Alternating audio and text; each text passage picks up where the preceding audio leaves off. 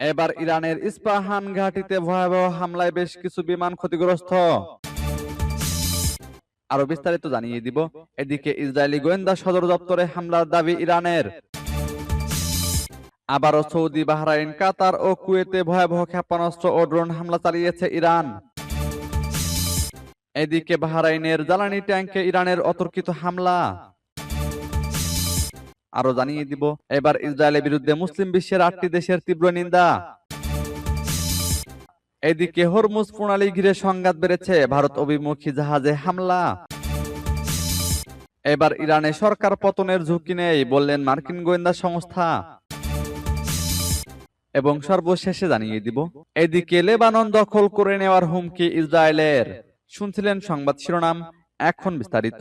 তবে তার আগে অনুরোধ থাকবে, এই ভিডিওতে একটি লাইক দিন এবং কমেন্টস করে জানিয়ে দিন আপনি কোন জেলা থেকে বা কোথায় থেকে আমাদের সাথে যুক্ত রয়েছেন।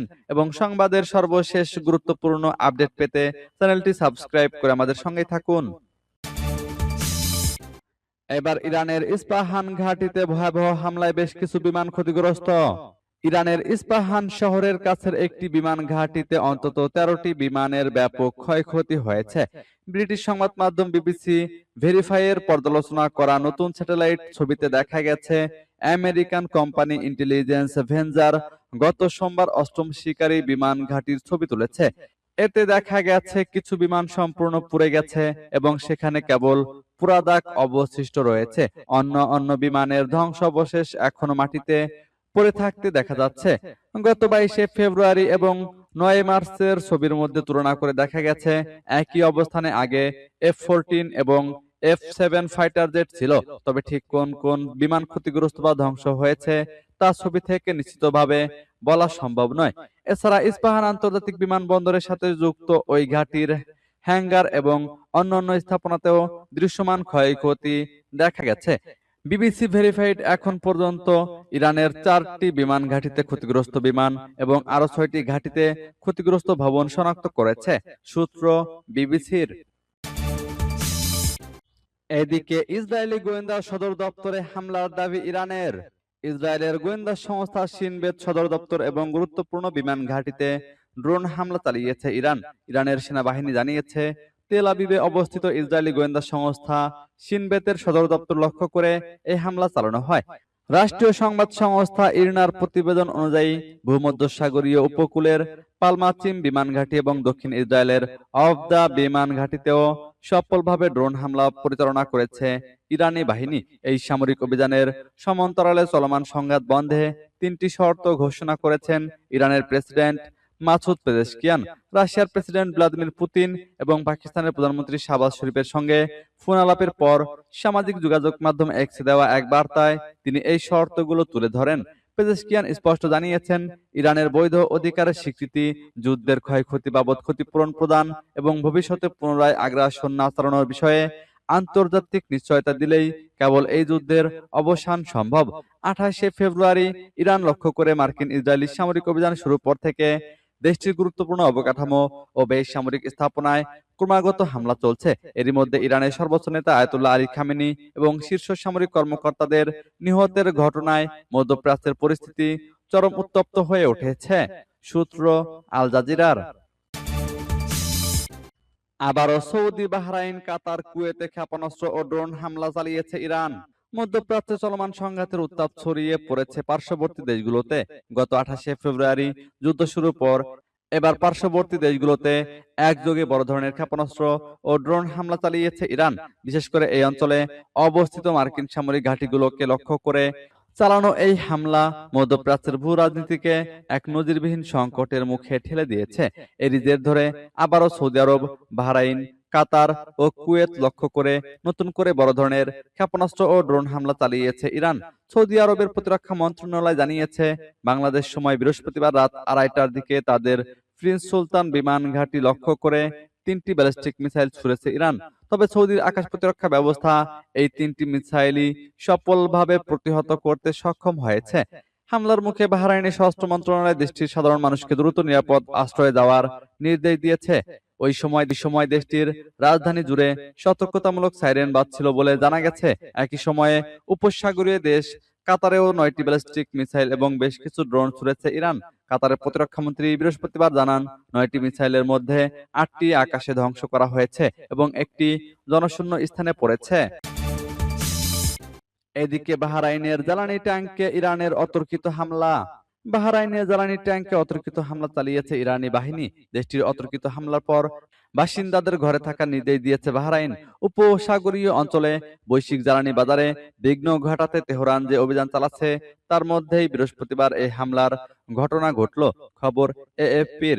বাহরাইনের স্বরাষ্ট্র মন্ত্রণালয় সামাজিক যোগাযোগ মাধ্যম এক্সে দেওয়া এক পোস্টে জানায়, মুহাররাক গভর্নরেটের একটি স্থাপনায় জ্বালানি ট্যাঙ্কগুলোকে লক্ষ্য করে ইরান এই প্রকাশ্য আগ্রাসন চালিয়েছে। দেশটির মন্ত্রণালয় মুহারাকের 3টি এলাকার বাসিন্দাদের ঘরে অবস্থান করতে বলেছে। সতর্কতামূলক অবস্থা হিসেবে জানালা ও বায়ু চলাচলের পথ বন্ধ রাখার নির্দেশও দেওয়া হয়েছে। প্রতিবেদনে বলা হয়েছে, বর্তমানে আগুন নেভানোর কাজ চলছে, সেখান থেকে ধোঁয়ার সম্ভাব্য প্রভাব থেকে সুরক্ষার জন্য এই সতর্কতা নেওয়া হয়েছে বলে জানানো হয়েছে। ইরানের বিরুদ্ধে ইসরায়েল ও যুক্তরাষ্ট্রের অতর্কিত হামলা বৃহস্পতিবার পর্যন্ত 13 দিনে গড়ালো। এতে এখন পর্যন্ত ইরানের নিহতের সংখ্যা 1700 ছাড়িয়েছে। সেই সঙ্গে আহত হয়েছে হাজারের বেশি। তবে এখন পর্যন্ত যুদ্ধ বন্ধের কোনো লক্ষণ পাওয়া যাচ্ছে না। উল্টো মধ্যপ্রাচ্যে যুদ্ধ ছড়িয়ে পড়ছে। এবার ইসরায়েলের বিরুদ্ধে মুসলিম বিশ্বের 8টি দেশের তীব্র নিন্দা। পবিত্র রমজান মাসে টানা 12 দিন আল আকসা মসজিদ বন্ধ রাখার ঘটনায় ইসরায়েলের বিরুদ্ধে তীব্র প্রতিবাদ ও নিন্দা জানিয়েছে মধ্যপ্রাচ্য সহ মুসলিম বিশ্বের 8টি দেশ। একই সঙ্গে এ পদক্ষেপকে কঠোর ভাষায় নিন্দা করেছে ফিলিস্তিনের স্বাধীনতাকামী সংগঠন হামাসও। বুধবার প্রকাশিত এক যৌথ বিবৃতিতে কাতার, জর্ডান, ইন্দোনেশিয়া, তুরস্ক, পাকিস্তান, সৌদি আরব, মিশর ও সংযুক্ত আরব আমিরাতের পররাষ্ট্রমন্ত্রীরা জানান, জেরুজালেমের পুরনো শহর এবং সেখানে অবস্থিত ধর্মীয় উপাসনালয়ে ফিলিস্তিনিদের প্রবেশে ইসরায়েলের আরোপিত নিষেধাজ্ঞা আন্তর্জাতিক আইন ও আন্তর্জাতিক মানবিক আইনের স্পষ্ট লঙ্ঘন। তারা বলেন, ধর্মীয় স্থানে অবাধ প্রবেশাধিকার নিশ্চিত করা আন্তর্জাতিক নীতির অংশ, কিন্তু আল আকসা মসজিদ এবং আল হারাম আল শরীফ এলাকায় ইসরায়েলের সাম্প্রতিক পদক্ষেপ সেই নীতির পরিপন্থী ও সম্পূর্ণ অযৌক্তিক। এ ধরনের সিদ্ধান্তকে তারা সম্পূর্ণভাবে প্রত্যাখ্যান ও নিন্দা জানান।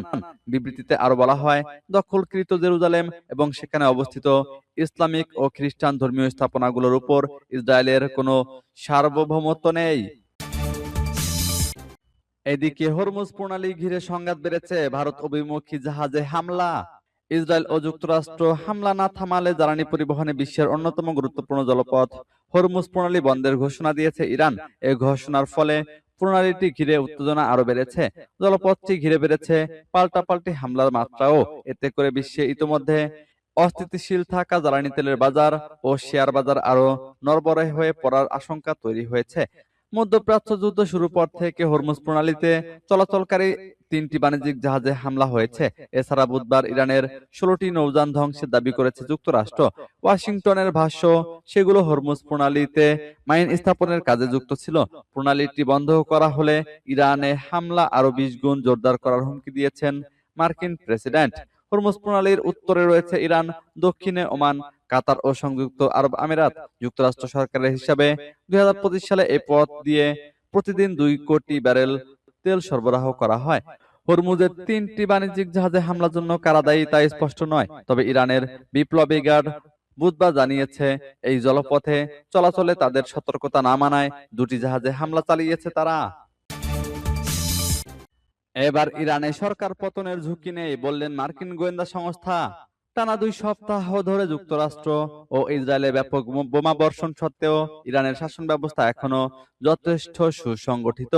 দেশটির নেতৃত্ব শিগগিরই ভেঙে পড়বে বা পতনের কোনো ঝুঁকি নেই বলে মনে করছে মার্কিন গোয়েন্দা সংস্থাগুলো। সংশ্লিষ্ট 3টি সূত্র বুধবার এ তথ্য জানিয়েছে। নাম প্রকাশ না করার শর্তে একটি সূত্র জানায়, একাধিক গোয়েন্দা প্রতিবেদনের বিশ্লেষণ বলছে, ইরানি সরকার বর্তমানে কোনো বিপদে নেই এবং দেশটির জনগণের উপর তাদের পূর্ণ নিয়ন্ত্রণ আছে। গত কয়েকদিনের পরিস্থিতির উপর ভিত্তি করে সর্বশেষ প্রতিবেদনটি তৈরি করা হয়েছে।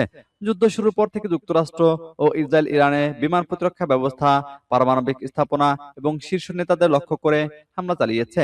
ট্রাম্প এই অভিযান শুরুর সময় ইরানিদের প্রতি সরকার উৎখাতের আহ্বান জানিয়েছিলেন। তবে তার শীর্ষ সহযোগীরা পরে দাবি করেন সরকার উৎখাত করা তাদের মূল লক্ষ্য নয়। জ্বালানি তেলের আকাশচুম্বী দাম নিয়ে রাজনৈতিক চাপের মুখে থাকা প্রেসিডেন্ট ডোনাল্ড ট্রাম্প ইঙ্গিত দিয়েছেন ২০০৩ সালের পর যুক্তরাষ্ট্রে চালানো সবচেয়ে বড় এই সামরিক অভিযান তিনি শিগগিরই শেষ করবেন। এদিকে লেবানন দখল করে নেওয়ার হুমকি ইসরায়েলের। লেবানন দখল করে নেওয়ার হুমকি দিয়েছেন ইসরায়েলের প্রতিরক্ষা মন্ত্রী। তিনি বলেছেন, লেবানন থেকে হিজবুল্লাহ ইসরায়েল লক্ষ্য করে হামলা চালাতে থাকলে লেবাননের ভূখণ্ড দখল করে নেওয়া হবে।